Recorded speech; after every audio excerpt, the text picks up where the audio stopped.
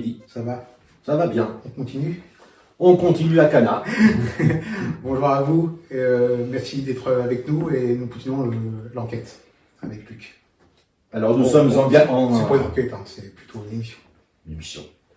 Un partage. Un partage. Nous sommes à Cana, Toujours. en Galilée. Il y a des noces. Ça manque de vin. Jésus change l'eau en vin.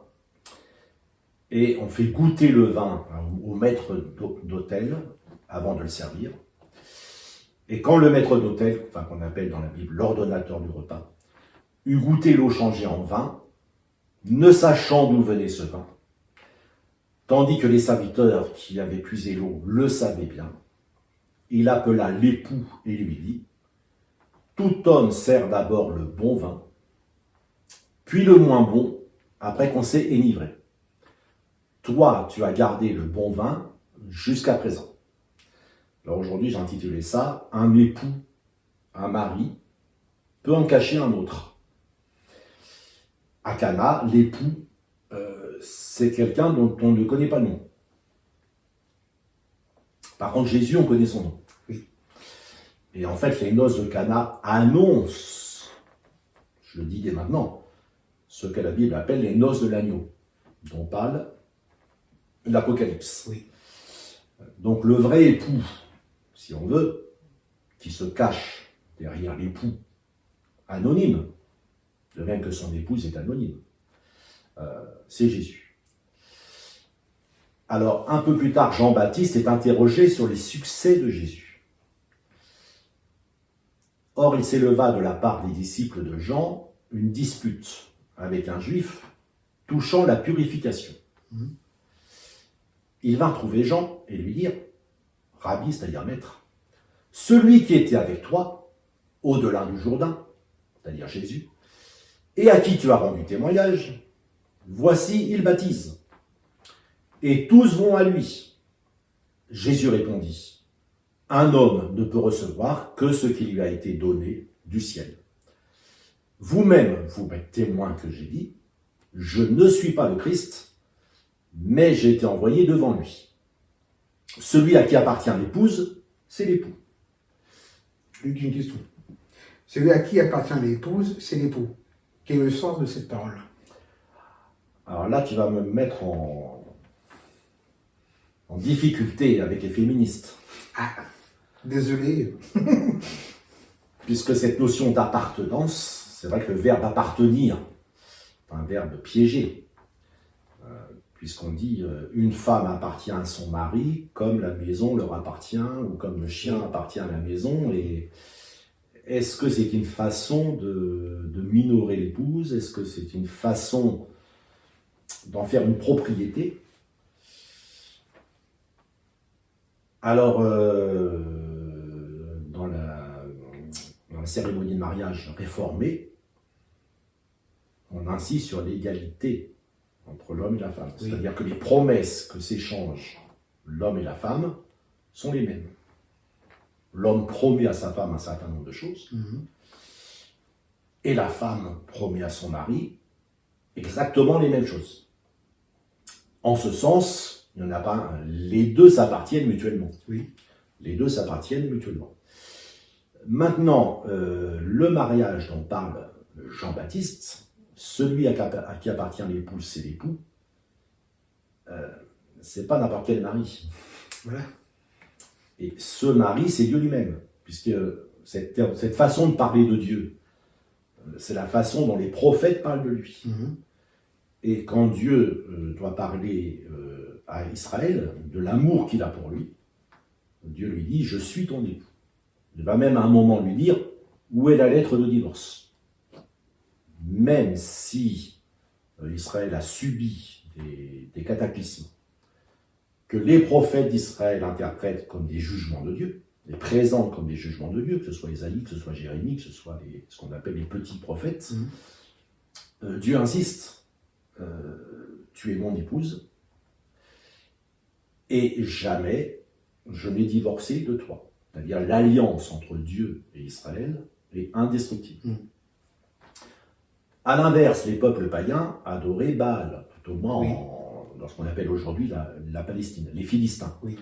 Ils adoraient Baal. Et Baal était un maître sévère et dur envers ses adorateurs. Oui. Et il y a une différence entre Dieu qui se présente comme un époux et Baal qui se présente comme le maître, mais le maître dans toute sa rigidité. Donc voilà pourquoi cette expression, celui à qui appartient l'épouse, c'est l'époux. Et on peut même ajouter tout de suite un autre aspect qui est la jalousie. Oui. D'ailleurs, c'est un texte qu'on va lire, si je le retrouve, là c'est l'apôtre Paul qui dit je vous ai fiancé à un seul époux. Alors je le lis tout de suite, c'est 2 Corinthiens 11, 2, c'est « Car je suis jaloux de vous d'une jalousie de Dieu, parce que je vous ai fiancé à un seul époux, pour vous présenter à Christ comme une vierge pure. » Vous voyez, c'est un peu bizarre de parler d'époux, de vierge, etc. Ce langage, fiancé, mais il y a cette notion de jalousie. Dieu est un Dieu jaloux. Il nous aime tellement qu'il ne supporte pas que l'on aille vers les idoles. C'est vrai. Parce que les idoles vont nous détourner de ce que lui dit de lui. Et les idoles vont prendre des choses, puisqu'on est dans une mission qui s'appelle Racines du ciel, les idoles vont prendre des choses terrestres et les diviniser. Et c'est un piège. Alors que Dieu nous dit ce qui est réellement divin et fait entrer ce qui est divin dans notre quotidien. C'est ça le... Je vous ai fiancé à un seul époux pour vous présenter à lui comme une vierge pure. Pure de quoi? De toutes les souillures du monde. Le mensonge, le vol, le meurtre, l'égoïsme, la vantardise, l'orgueil. Tout ça, ce sont des choses, et Dieu est jaloux de nous pour faire disparaître ces choses dans nos vies et pour nous en préserver. On finit le texte de Jean-Baptiste là. Celui à qui appartient l'époux, c'est l'époux. Mais l'ami de l'époux, et là on introduit quelqu'un d'autre, l'ami. L'ami de l'époux qui se tient là et qui l'entend éprouve une grande joie à cause de la voix de l'époux. Aussi cette joie qui est la mienne est parfaite. Il faut qu'il croisse, qu'il grandisse, et que je diminue. Donc Jean-Baptiste se présente comme l'ami de l'époux céleste, l'époux divin, Jésus. Et il dit, moi en tant qu'ami, je ne peux pas revendiquer l'épouse. Je ne suis que l'ami. Mais si l'époux est heureux, je suis heureux avec lui. Et je ne peux que me réjouir de voir que tous vont vers l'époux, pas vers son serviteur, son annonciateur, mais vers l'époux lui-même. Et il est normal que l'ami s'efface devant l'époux. Bien sûr. Et l'ordonnateur du repas de Cana félicite l'époux terrestre au lieu de féliciter l'époux céleste. Mais en fait, l'époux terrestre est un signe de l'époux céleste. Oui. Et c'est aussi ainsi qu'il faut lire beaucoup de textes de la Bible qui ne sont que des signes. D'ailleurs, je rappelle, la fin du texte, c'est « Ceci est le premier signe que Jésus fit à Cana en Galilée ». C'est bien un miracle qui est un signe. Ça annonce quelque chose. Et en ce sens, il n'y a ni tromperie ni erreur. Le bon vin vient à la fin. C'est-à-dire dans l'histoire du salut. Dans l'histoire du salut, le meilleur n'est pas au début, à la fin. Mais le meilleur est à la fin. Le bon vin vient à la fin.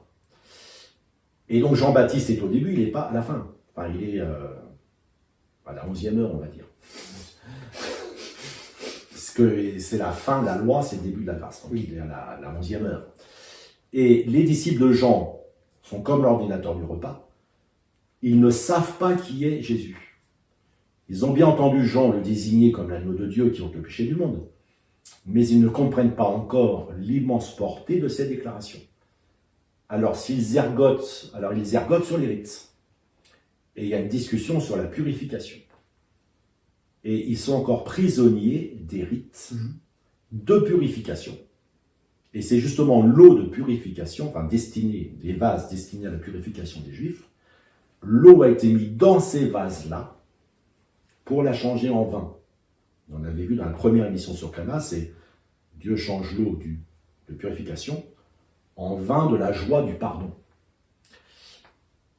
Et ne pas connaître l'époux, c'est en rester au rite. C'est vrai. C'est ma prière, c'est mon eau bénite, c'est mon jeûne. Donc c'est qu'est-ce que je fais pour que Dieu me purifie. Et je m'attache à ce que je fais pour que Dieu me purifie. Au lieu d'avoir foi dans ce que Jésus, l'époux céleste, a fait une fois pour toutes pour que je sois purifié. C'est vrai. Et puis il y a une autre pensée, c'est, pour ça je dis quand même, si quelqu'un se confie dans son baptême ou dans l'absolution ou dans tout autre rite, qu'il soit religieux ou séculier, il se trompe. Seul Jésus nous purifie de tout péché. Et ce n'est pas aux serviteurs de Jésus de briller. Leur tâche est de conduire à Jésus qui est la lumière. Il est l'époux et l'Église est l'épouse. Donc prenons un exemple. Quelqu'un amène une autre personne à Jésus-Christ, à la foi. Et puis il présente la personne dans son Église. Et au bout de 15 jours, 3 semaines, la personne qui l'a amené connaît mieux ou s'entend mieux avec certaines autres personnes qu'avec celle qui l'a amené. L'ami de l'époux. L'ami de l'époux ne peut que se réjouir. Oui. S'il commence à faire la tête, oui, c'est moi qui t'ai amené à Jésus, et puis t'aimes mieux être avec un tel ou un tel, il n'a pas compris, comme Jean-Baptiste, qu'il n'est que l'ami de l'époux. Et c'est pas parce que j'ai amené quelqu'un à Jésus que cette personne m'appartient. C'est vrai. Cette personne a vocation à appartenir à Jésus-Christ, dans le sens qu'on a précisé tout à l'heure. Jésus, ni Dieu son Père, n'est un esclavagiste. Mais Jésus nous aime. Et s'il veut qu'on lui appartienne et qu'il nous garde dans une sainte jalousie, c'est pour nous protéger du mal. Voilà, Cana annonce les noces de l'agneau. Mais ça, c'est quand Jésus reviendra. Merci Luc pour toutes les explications. Merci à vous de nous avoir écoutés. À très bientôt et de vous bénisse.